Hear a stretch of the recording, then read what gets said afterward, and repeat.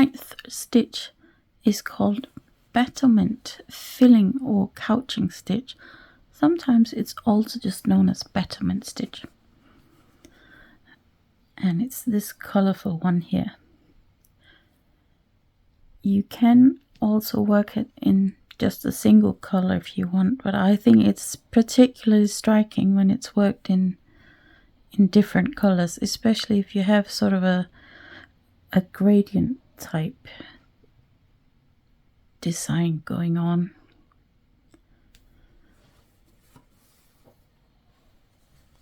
Here's one with lots of different colors. Not sure how many actually. 1, 2, 3, 4, 5, 6 or 7. So let's have a look at battlement. So you will need a few different colors. You can thread a few needles at a time if you want, or just change them as you need to. So I'm going to start with my darkest color, and we're stitching this on a grid shape. You can stitch it on shapes that are curved, but it's just a bit more awkward than just a straight up rectangle as we have here, and indeed as we have in our sampler. I'm not going to show you on the sampler because this is basically the same shape. It's just a little bit longer on the sampler.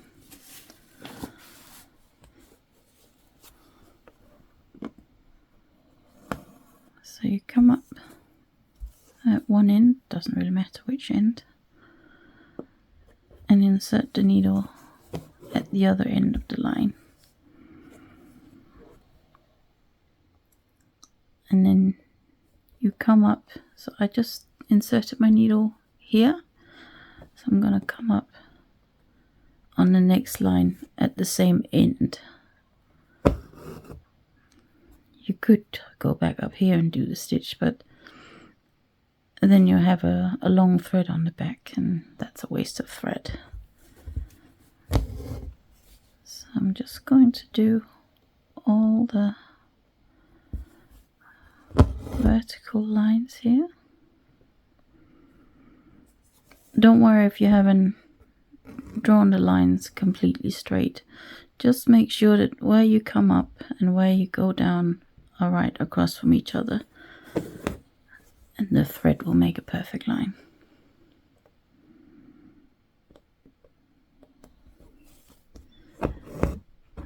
Right, here we go. I'm not going to stitch along here on the outer edge, so I want to leave room for the other colors. But I am going to start going in the opposite direction along this line. And I'm going to go back in the hole where I started.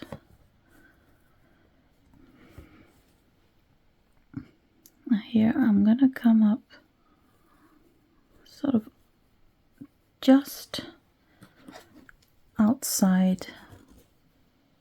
Don't know if you can see it. Just outside this line here.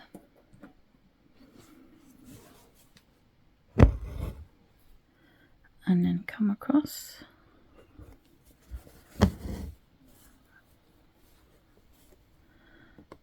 And then I'm going to stitch back and forth as I did before. Just going in the opposite direction.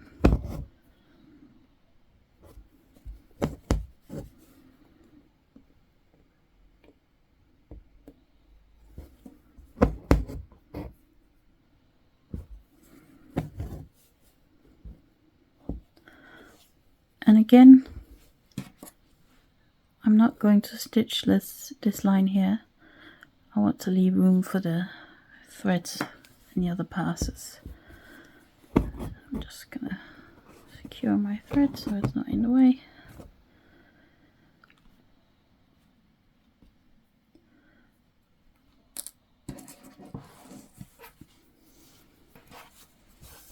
And then I take my next color.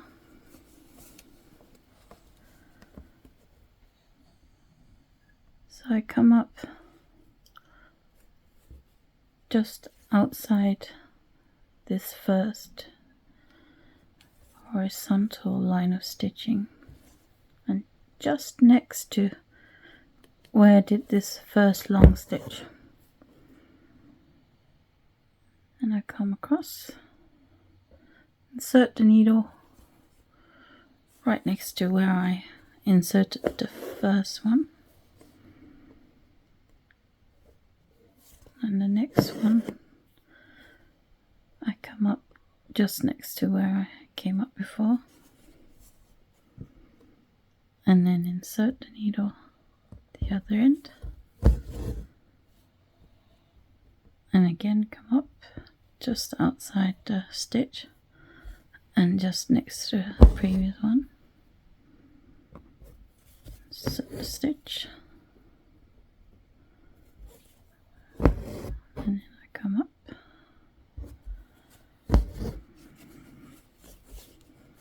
And then you can turn your work if that makes it easier. And again, come up and then insert the needle on the other side.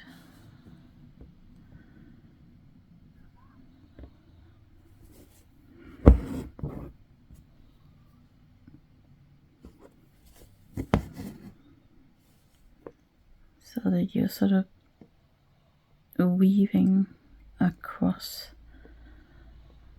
well, I suppose you're not really weaving it,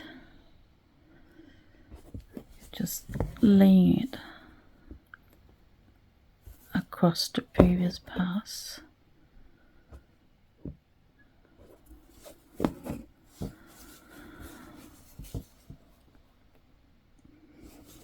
So that it starts to fill up the shape.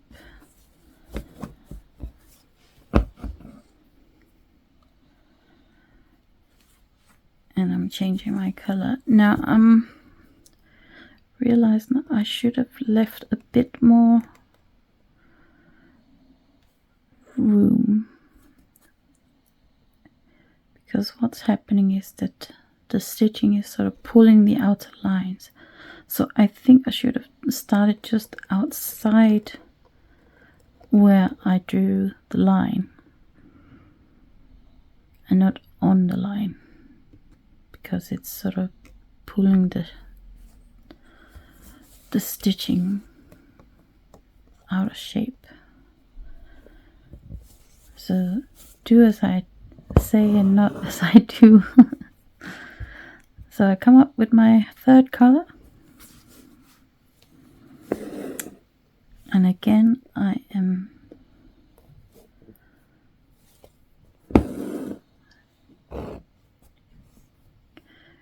copying what I've done in the previous with the previous colors, coming up just next to where I have done the stitching before, so that I'm starting to fill in the shape. I really like this stitch, although it's a little bit time consuming because you have to pass over it so many times. But I really like the effects you can create with the colors. And you can also create different effects if you use a different thickness of threads. Or, for example, if you use 3 strands of... Oh, I've just completely messed that up. I tried to fix it and now I made it worse. Let's see if I can unpick it.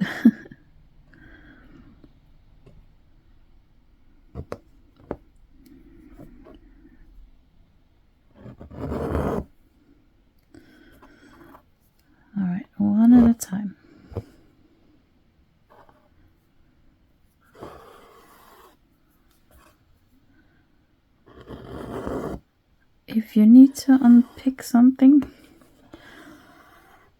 take the time to do it.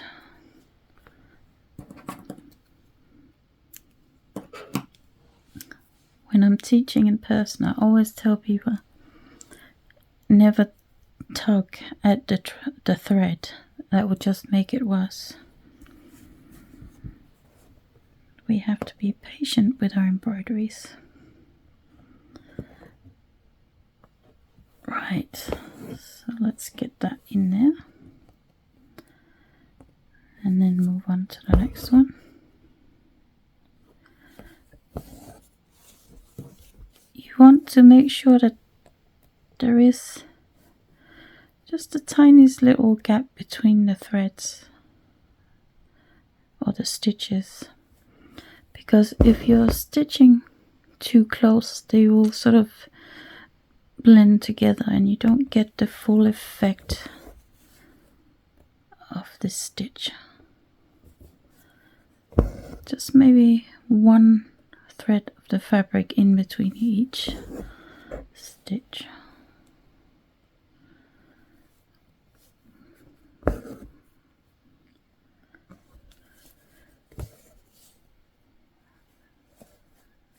Okay, so that's that color done.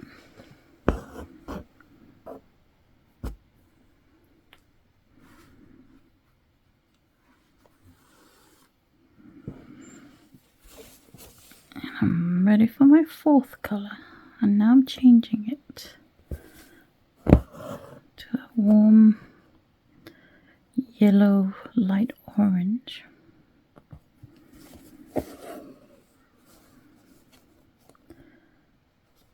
And again, doing my long passes first and then the short ones. It doesn't really matter if you do the long ones first or the short ones first. What does matter is that you are consistent. So if you did the long passes first, then that's what you do with each repeat.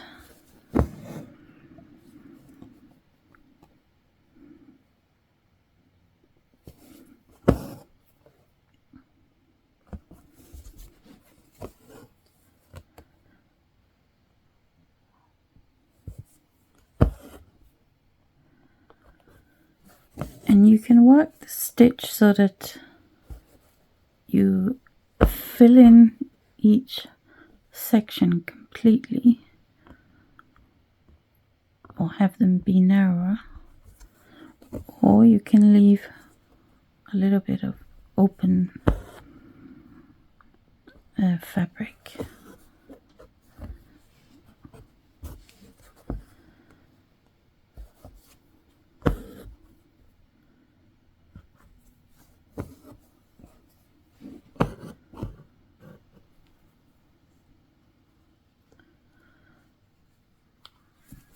Now I'm ready to do my last color here.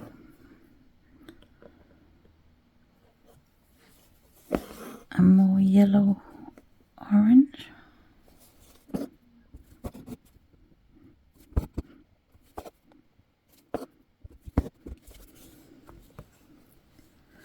I really like this 3D effect that you get with this stitch, although it does get flattened a little bit with the final step for the stitch, which we'll do in a second.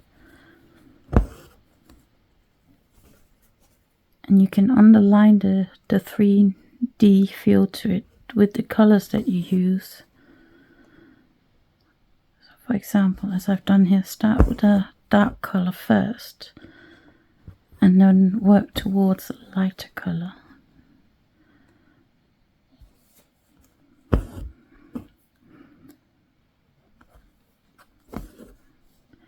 You could also start with a cool color like a blue or a turquoise first, and then work through the colors till you get to a warm color. Right, so now that I have done all the colors that I want to do, the last step is to secure the stitching.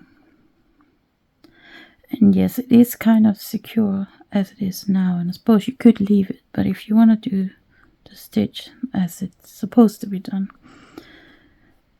you don't want to skip the next step. So now I brought my needle up where the two lines of my last color cross each other, and I'm just gonna do a tiny stitch over where those two threads cross, and then I'll move down to the next spot where those two threads cross, and it's only this last color that I'm doing these tiny stitches across. You don't want to do a stitch over all the colors or just some of them, just that one color, because that will keep everything in place, because these are quite long stitches, and that's why you want to secure them with this last step.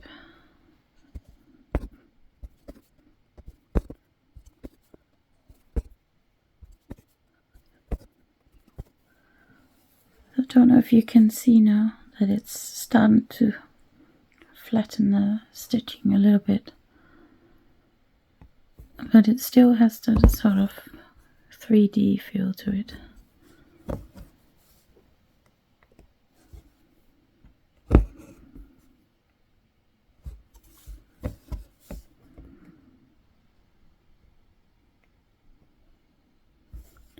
I really like this stitch.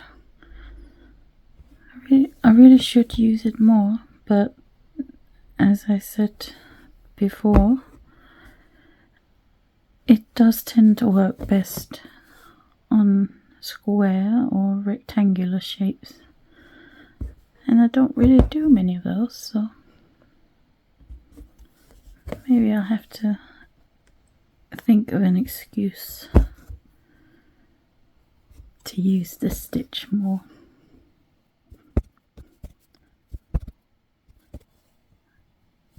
I'm just about to run out of thread. I think I may just have enough to finish this.